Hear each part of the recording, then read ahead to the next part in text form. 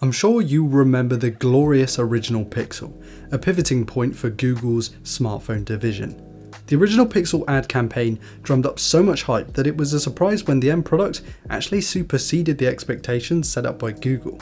It was marvellous, but I bet you don't remember this phone anywhere near as much. It's called the HTC 10, and it's more closely related to the Pixel than a lot of people think.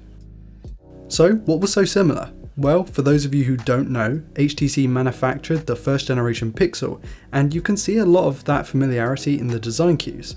First, the chunky chin and forehead up front. Sure, HTC uses it way better, IMO, with capacitive buttons, a fingerprint scanner and a selfie camera that has OIS, but it's there.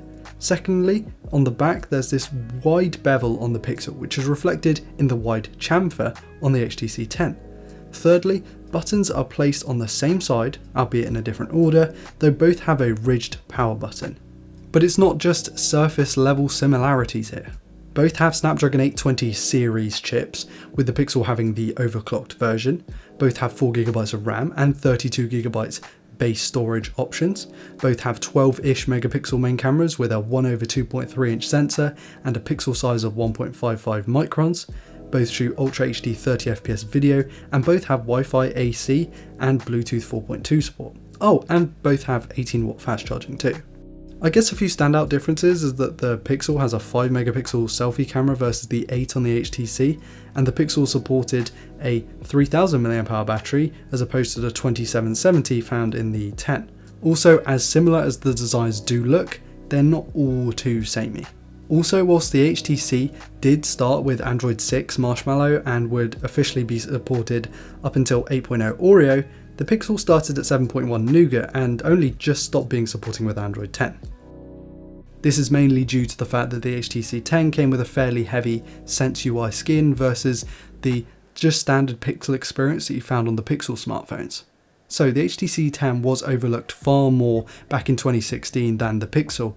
But there's a reason, well, a fair few actually, why the HTC 10 is still quite rare in the wild even today.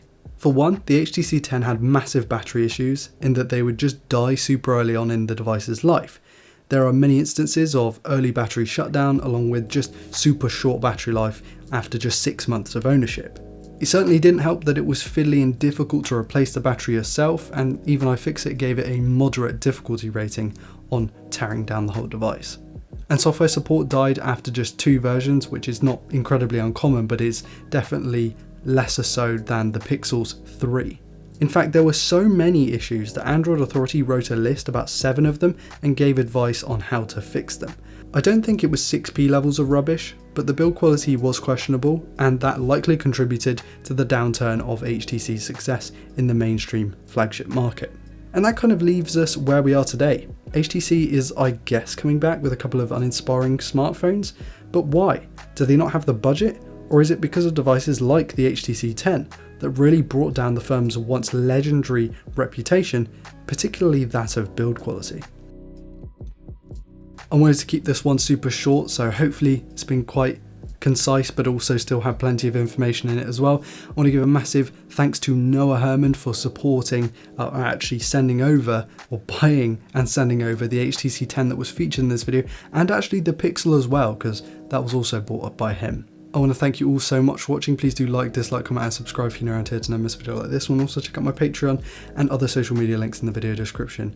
And I want to give a massive shout out to my patrons for being continually supportive, so thank you so much. It really does mean the world to me. I really do appreciate that. Thank you. I've been Ryan Thomas, and I'll see you later. Peace.